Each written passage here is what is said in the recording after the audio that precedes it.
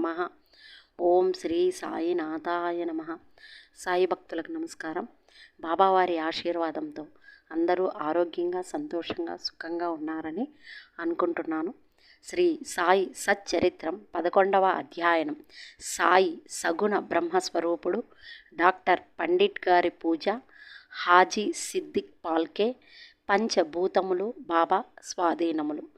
ఈ కథలన్నీ కూడా 11వ అధ్యాయంలో ఉన్నాయి. ఇప్పుడు సగుణ బ్రహ్మ స్వరూపమే శ్రీ సాయిబాబా గురించి చెప్పుకుందాం. భగవంతుడు లేదా బ్రహ్మము 2 విధములుగా అవతరించవచ్చును. 1 నిర్గణ స్వరూపము, 2 సగుణ స్వరూపము. నిర్గణ స్వరూపమునకు ఆకారం లేదు, సగుణ స్వరూపమునకు ఆకారం గలదు. రెండున పరబ్రహ్మము యొక్క స్వరూపములే. మొదట దానిని కొందరు ధ్యానింతురు, రెండవ దానిని కొందరు పూజింతురు. భగవద్గీత 12వ అధ్యాయంలో సగుణ స్వరూపమును పూజించుటయే సులభమని కలదు, కావున దానినే అనుసరించవచ్చునని చెప్పిరి. మనుష్యుడు ఆకారము కలిగి ఉన్నాడు, కావున సహజముగా భగవంతుని కూడా ఆకారముతో సగుణ స్వరూపమునిగా భావించి పూజించుట సులభము. కొంతకాలం వరకు సగుణ స్వరూపమగు బ్రహ్మమును పూజించిన గాని మన భక్తి ప్రేమలు వృద్ధి చెందవు. క్రమముగా ఆ భక్తి నిర్గణ స్వరూపమగు పరబ్రహ్మోపాసనకు దారి తీయును. విగ్రహము, యజ్ఞవేదిక, అగ్ని, వెలుతురు, సూర్యుడు, నీరు, బ్రహ్మము ఈ 7 పూజనీయములు. కానీ సద్గురువుని వీని ఎన్నిటికంటే ఉత్తమమైన వాడు. అట్టి సద్గురువుడైన సాయినాథుని మనమును ధ్యానించెదముగాక. వారు రూపు దాల్చిన వైరాగ్యము, నిజభక్తులకు విశ్రాంతి ధామము. వారి వాక్కుల యందు మనకు గల భక్తియే యాసనముగా మన కోరికలన్నీయూ విసర్జించుటయే పూజా సంకల్పముగా చేసి వారిని ఉపాసింతుముగాక. కొందరు సాయిబాబా యొక్క భగవత్ భక్తుడనెదరు, కొందరు మహాభాగవతుడందురు. కానీ మాకు మాత్రం బాబా సాక్షాత్ భగవంతుని అవతారమే. వారు క్షమాశీలురు, క్రోధరహితులు, రుజువర్తనులు, శాంతమూర్తులు, నిశ్చలులు, నిత్య సంతుష్టులు. శ్రీ సాయిబాబా యాకారముతో కనిపించినప్పటికీ వాస్తవమునకు వారు నిరాకార స్వరూపులు, నిర్వికారులు, నిస్సంగులు, నిత్యముక్తులు.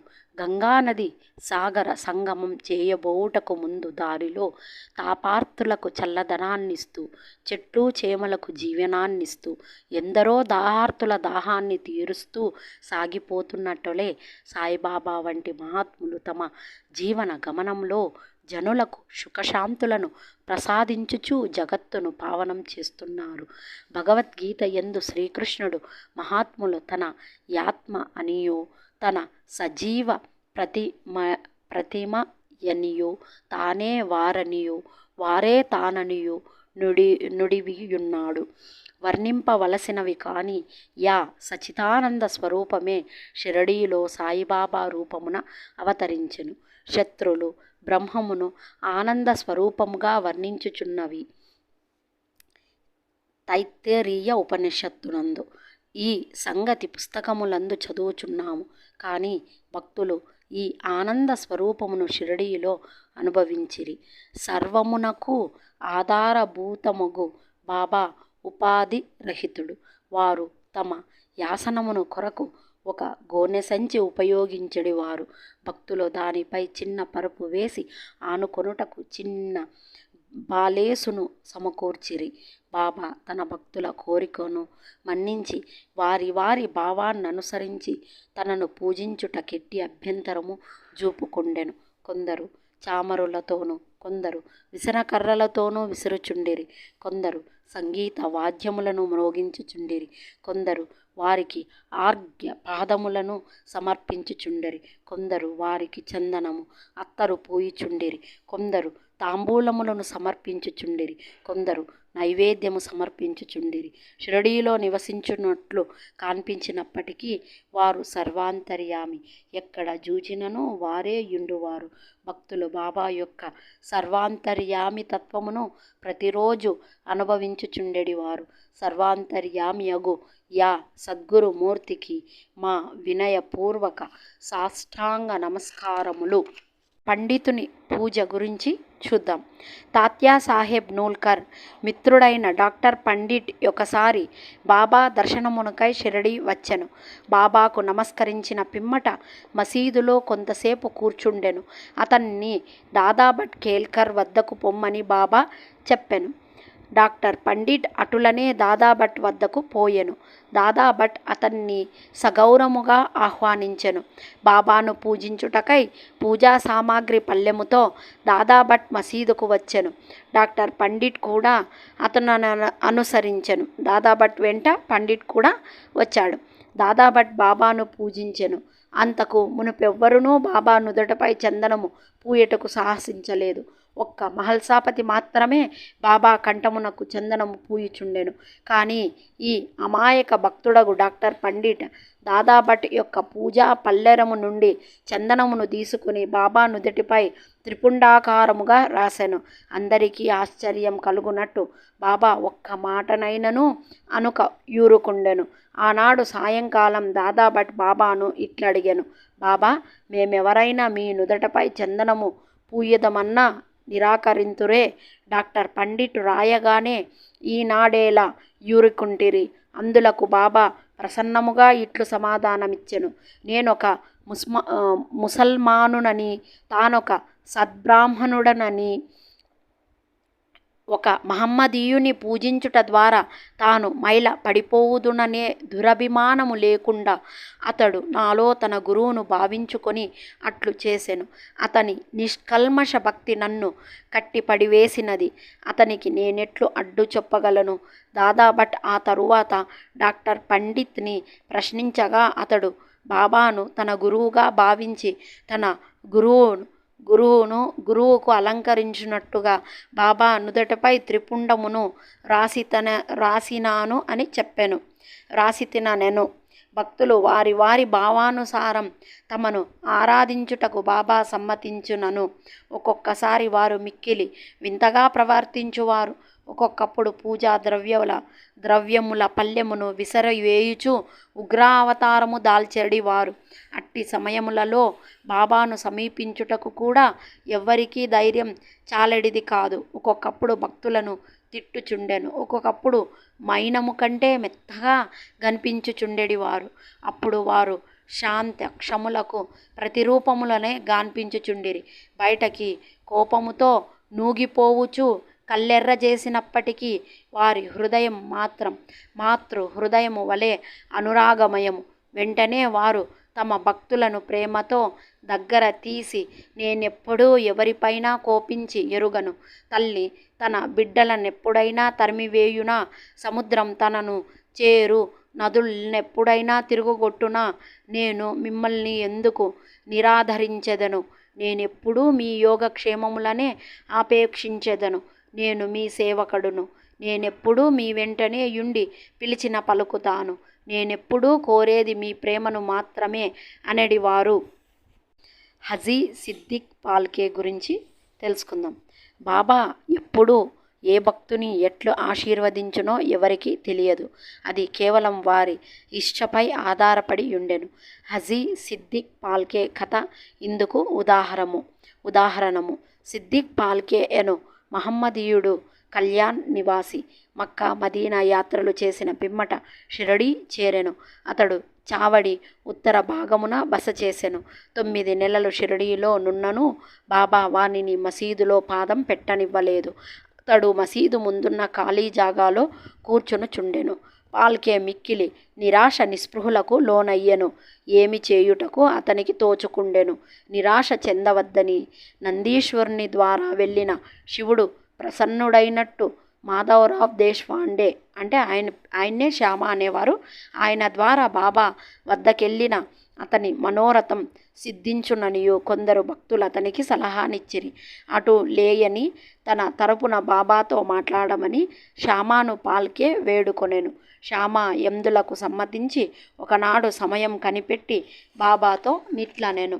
బాబా, ఆ ముదసలి హజీని మసీదులో కాలు పెట్టనీయ వేళ ఎంతోమంది వచ్చి నిన్ను దర్శించిపోవుచున్నారు. ఆ హజీని మాత్రం ఎందుకు ఆశీర్వదించవు? దానికి బాబా ఇట్లని జవాబిచ్చెను. శ్యామా, ఇటువంటి విషయాలలో నీవింకా పసివాడవు. నీకివన్నీ అర్థం కావు. అల్లా ఒప్పుకొనినచో నేనేమి చేయగలను? అల్లా మియా కటాక్షం లేనిచే ఈ మసీదులో పాదం పెట్టగలుగు వారెవ్వరు?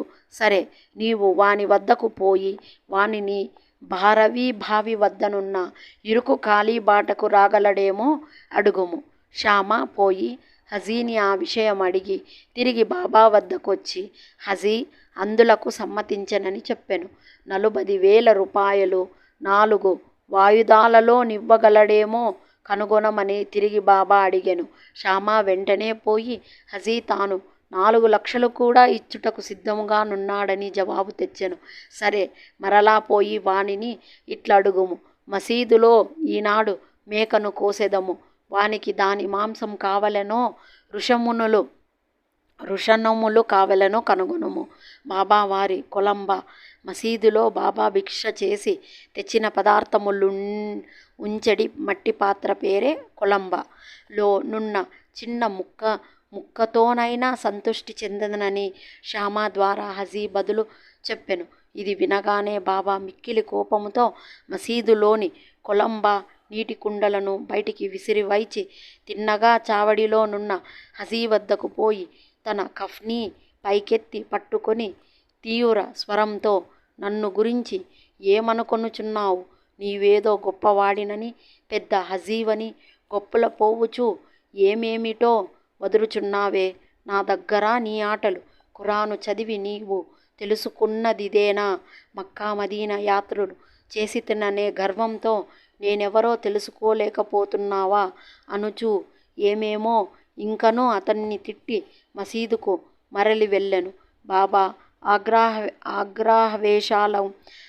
ఆవేశములను చూచి హజీ గాబరా పడెను.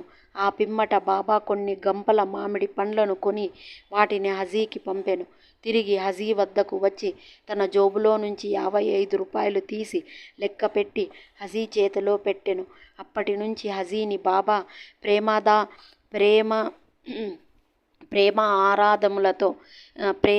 ప్రేమాధరములతో చూచుచూ భోజనమునకు పిలుచుచుండెను.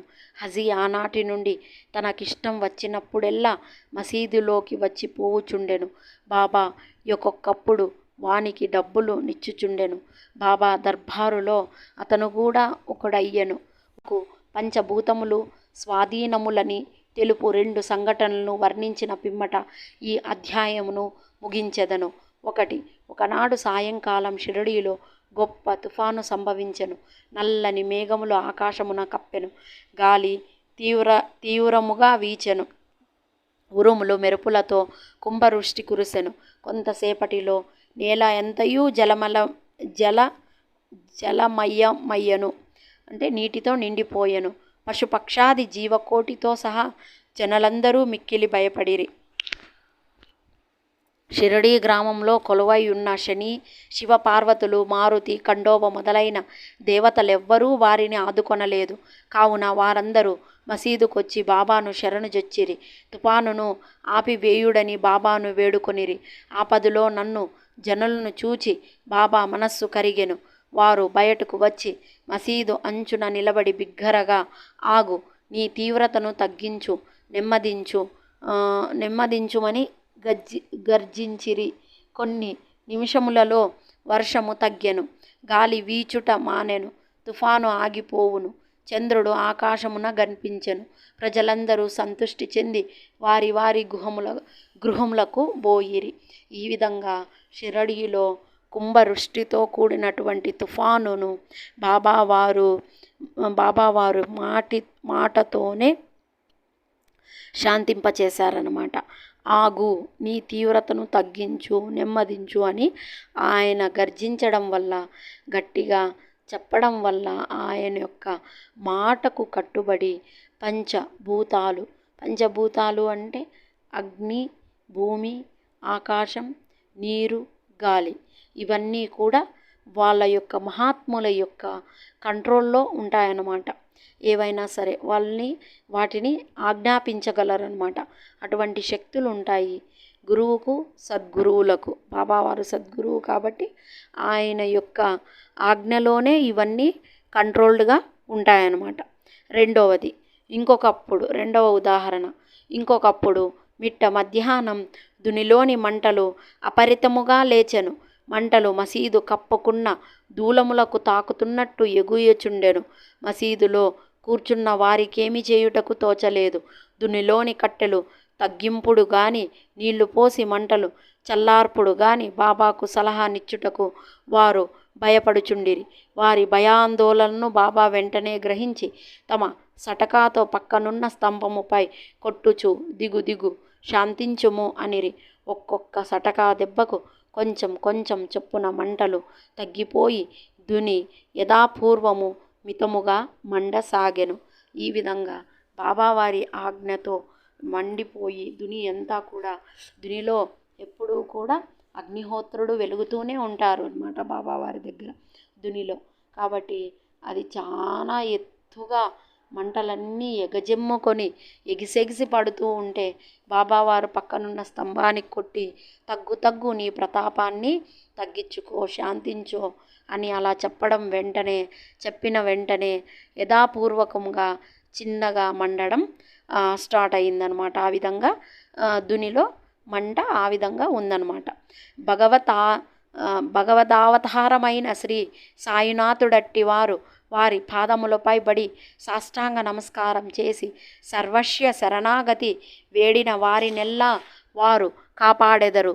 ఎవరైతే భక్తి ప్రేమలతో నీ అధ్యయనములోని కథలను నిత్యం పారాయణం చేసెదరో వారు కష్టములన్నింటి నుండి విముక్తులగుదురు. అంతేకాక సాయి యందే అభిరుచి భక్తి కలిగి త్వరలో భగవత్ సాక్షాత్కారమును పొందెదరు. వారి కోరికలన్నీ నెరవేరి తుదికే కోరికలు లేనివారై ముక్తిని పొందెదరు.